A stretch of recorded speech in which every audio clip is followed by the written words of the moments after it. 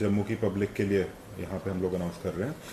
और सबसे खुशी की बात यह है कि Jammu and Kashmir all welfare transport association, e rickshaw union association और ई ऑटो एसोसिएशन सब लोग मिलके प्रशासन के साथ आज ये फैसले को हम अनाउंस कर रहे हैं।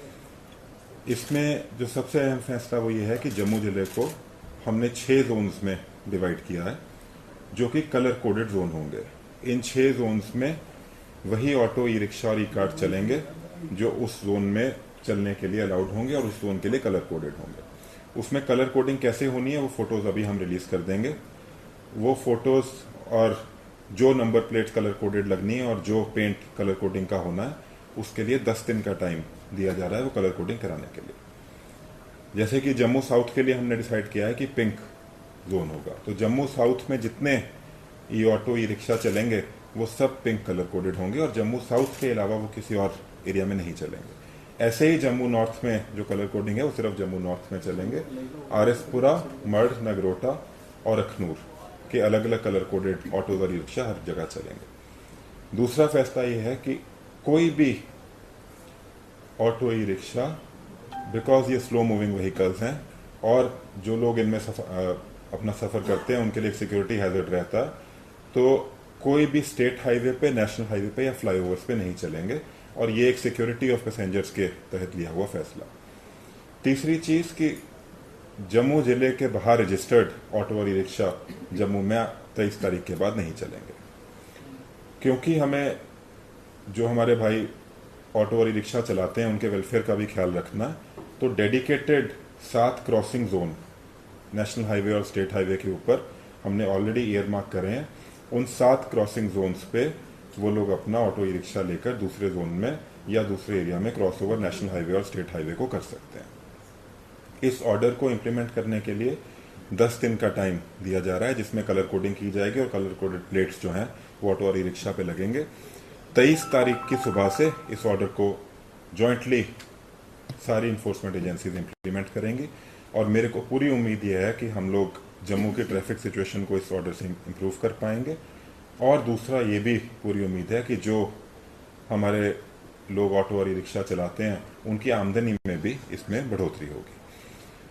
तीसरी चीज़ ये है कि हमारे ट्रैफिक सिचुएशन में एक ऑर्डर आएगा और एनफोर्समेंट एजेंसीज को, क्योंकि कलर कोडिंग होगी तो इसको इम्प्लीमेंट करने में उनको आसानी होगी।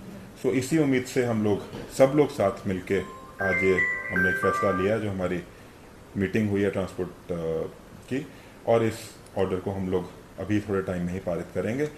सब लोग साथ मिलके, किसी की नाराज़गी की इसमें कोई गुंजाइश नहीं है और वो आपको इसी से क्लियर हो रहा है कि सारे यूनियंस वाले भी, एसोसिएशंस वाले भी यहाँ पे हमारे साथ बैठे हैं और सब ने साथ मिलके ही इसको करने का फैसला लिया। एक आखिरी बात यह है कि इसको हम लोगों ने एक पायलट बेसिस पे सबसे पहले 3 महीने के लिए इसको इम्प्लीमेंट करेंगे।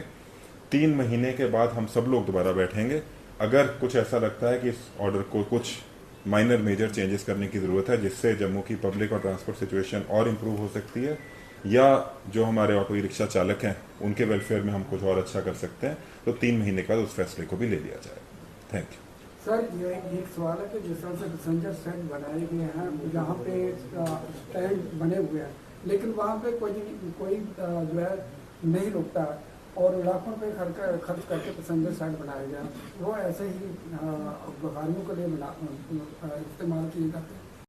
इसके ऊपर किस तरह से है कि एक जो स्टैंड बनाए गए हैं उस पर कोई भी गाड़ी खड़ी नहीं होती। हम लोग, मैंने आपको बताया कि सबको साथ लेकर चलने का ही हमारी मंशा है और इसी में हमने आज देखिए पहला स्टेप लिया। पहला स्टेप लेने से काफी चीजें होंगी।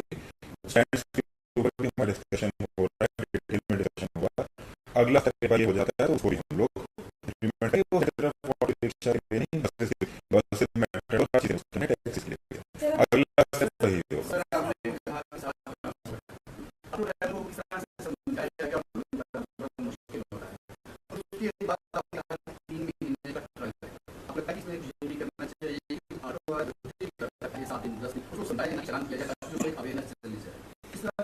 वैसा ही होगा। मैंने आपको बताया कि जो 7 क्रॉसओवर पॉइंट है वो इतने प्रोमिनेंट पॉइंट है कि एक आदमी जो जम्मू को नहीं भी समझता वो भी आसानी से समझेगा कि क्रॉसओवर पॉइंट क्या है। तो एक बार आप ऑर्डर पढ़ेंगे तो आपको एम्पली क्लियर हो जाएगा कि वो क्रॉस ओवर पॉइंट कौन से हैं। और जितने हमारे ऑटो रिक्शा चालक हैं उनके लिए तो इसको समझना बहुत ही आसान होगा। ये उन्हीं की डिमांड थी, उन्होंने जो डिमांड में क्रॉस ओवर पॉइंट दिए हैं वही क्रॉस ओवर पॉइंट्स को हमने उठाया, खुद से नहीं बनाया। दूसरी चीज़, एसएसपी साहब भी साथ में, आरटीओ साहब भी हैं, एसएसपी ट्रैफिक साहब भी हैं। ऑफ कोर्स किसी भी ऑर्डर को इम्प्लीमेंट करने में स्टेजेस होती हैं। 23 तारीख को पहली गलती के लिए सजा देने के लिए हम लोग नहीं है, मैंने आपको बताया, सब लोग साथ मिलकर डिसाइड कर रहे हैं। ये जम्मू की ट्रैफिक सिचुएशन को इम्प्रूव करने के लिए, किसी को पीड़ित करने के लिए या सजा देने के लिए नहीं है। तो इसका इम्प्लीमेंटेशन एक फेज्ड मैनर में करेंगे जरूर, बट पहले गाइड किया जाएगा। कोई बार बार गलती करता है तो ऑब्वियसली चलान भी। सर आपने बोला कि आउटसाइड जम्मू जिले से अगर कोई भी आता है उन्हें आने की अनुमति नहीं होगी, अगर कोई इसका वायलेशन करता है उसके लिए क्या फाइन या कोई इस तरह की कोई प्रावधान? कोई, मैंने आपको बताया कि जम्मू जिले के बाहर का ऑटो या रिक्शा यहाँ पे नहीं चलेगा। कोई चलाने की कोशिश करता है तो उसको इम्पाउंड करके जम्मू जिले के बाहर छोड़ के आ जाए। सर ये ऑटोस जो चल रहे हैं उनमें जो ग्रीन नंबर प्लेट लगाई गई, सर मैक्सिमम केसेस में पता चला है कि वो जो सीसीटीवी कैमरास लगे उसमें ट्रेसेबल नहीं है, वो कलर डिटेक्शन में प्रॉब्लम आ रही थी। रिसेंटली कुछ चोरियां हुई है जो वैल्यू शॉप्स में हुई है जिसमें वो नंबर जो है उस कलर की वजह से जो है वो ट्रेसेबल नहीं हो पा रहा है, बड़ा मुश्किल हो रही है। तो सर इसको भी चेंज, क्योंकि जो भी कलर कोडिंग ला रहे हैं आप तो उसमें दिक्कत नहीं होगी? इसमें हमारा डिटेल में डिस्कशन हुआ है एसएसपी ट्रैफिक फारूक साहब से भी और आरटीओ साहब से भी। हम लोग जम्मू में बहुत सारी जगह पे ऑटोमेटिक नंबर प्लेट रीडर लगाने वाले हैं। जो आप पॉइंट बता रहे हो वो बिल्कुल वैलिड है और इसी के डिस्कशन के तहत हमने कुछ पॉइंट्स ऐसे जम्मू शहर में काफ़ी 100 से ऊपर ऐसे पॉइंट डिटेक्ट किए हैं जहाँ पे ऑटोमेटिक नंबर प्लेट रीडर लगेंगे, उसमें डिटेक्शन का कोई इशू नहीं आएगा। जैसे यहाँ पे यूनियंस के सारे लोग बैठे हैं और आपके साथ बातचीत भी, और अभी लग रहा है जैसे आपने प्रेस वार्ता से पहले भी बात की, किसी ने भी ऑब्जेक्ट नहीं किया है। इट मीन्स के इन्हें ये चीज़ें जो आपने 3 डिसीजंस लाए इन्हें मंजूर है। अगर इनके 3 मंथ्स के ट्रायल के दौरान, ड्यूरिंग दैट ट्रायल, अगर इन्हें नहीं लगता कि इन्हें नुकसान होता है या इन्हें उस तरह से कमाई नहीं होती, क्या लगा इसमें चेंजिंग की जाएगी? मैंने आपको वही बोला कि ये डिसीजन इसीलिए लिया गया क्योंकि हम सब लोग साथ हैं। अगर इसमें कोई भी पार्टी पीड़ित हो तो ऐसा कोई फैसला करने का प्रशासन की कोई मंशा नहीं है।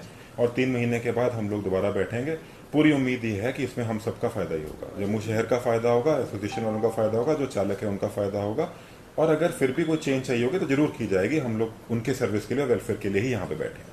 एसएसपी ट्रैफिक और आरटीओ साहब एक साथ नहीं मिलते हैं, आज खुशकिस्मती है मिल गए। एक वीडियो वायरल हुआ था 2-3 दिन पहले सर, उसमें ये कहा गया था कि कोई भी पुलिस वाला जो एलिगेशन लगे थे कि अपने पर्सनल मोबाइल से फोटो खींचकर चालान नहीं कर सकता।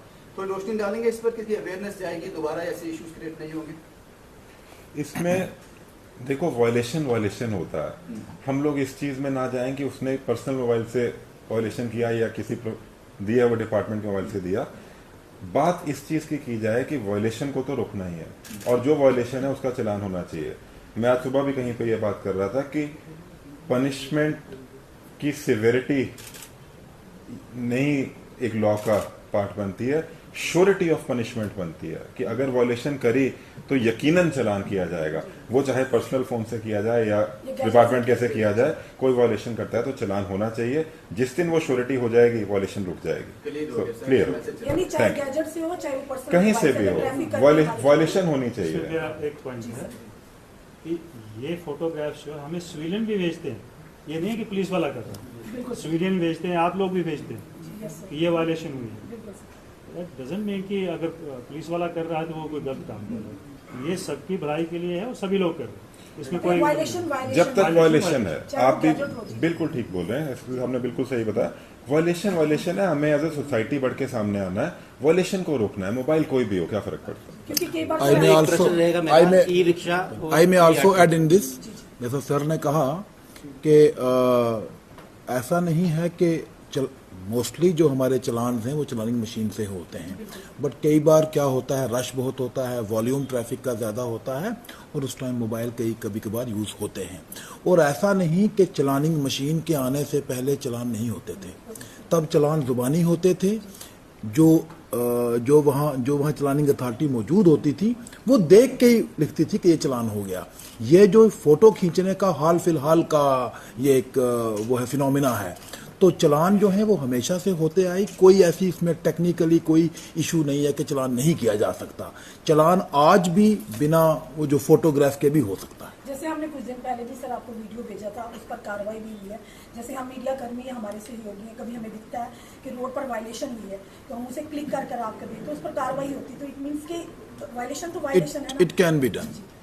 सर मैं- मेरा एक सवाल है, Last question, please. डिमांड कर रहे हैं, SLP साहब से भी की थी। एक इलाके को बिल्कुल इग्नोर किया गया है, नारनगर से लेके गंग्याल तक, वहाँ पे एक रोड है, वहाँ पे ना तो पुलिस कर्मचारी है ना ट्रैफिक वाला, इतनी कंजेशन है, इतनी जाम लगता है शाम के वक्त और सुबह के वक्त। सरदार वहाँ पे साहब, कुछ ना कुछ मैं आपकी बात समझ गया, ये एक पर्सनल मुद्दा है, हम इसको वार्तालाप को खत्म कर लेते हैं। आप 2 मिनट रुक जाओ, मैं आपके साथ बैठ के वो एरिया कौन सा है उस पर रहेगा मेरा, डिसीजन ई रिक्शा और ये ई ऑटो जो है। है एक ही कैटेगरी में रखा हुआ है, उसको आप क्या कैसे कह सकते हैं वहाँ कोई नहीं, मैं खुद वहाँ रहता सर हूँ। नहीं, मैं खुद वहाँ रहता हूँ। चल। सुबह शाम मैं वहीं पे होता हूँ। चल इसको हमारे इलाके में कोई भी ट्रैफिक वाला नहीं है, मैं खुद ना रह रहा ही हूँ ना वहाँ पे। कोई पुलिस वाला है। सरदार साहब थैंक करेंगे, अभी आपसे 2 मिनट में बैठते हैं। आप सबका खासतौर से एसोसिएशन से जो लोग आए हैं और मीडिया कर्मियों का मैं बहुत बहुत धन्यवाद करता हूँ। ये एक हमारा रेगुलर ऐसा होना चाहिए कि आपसे बात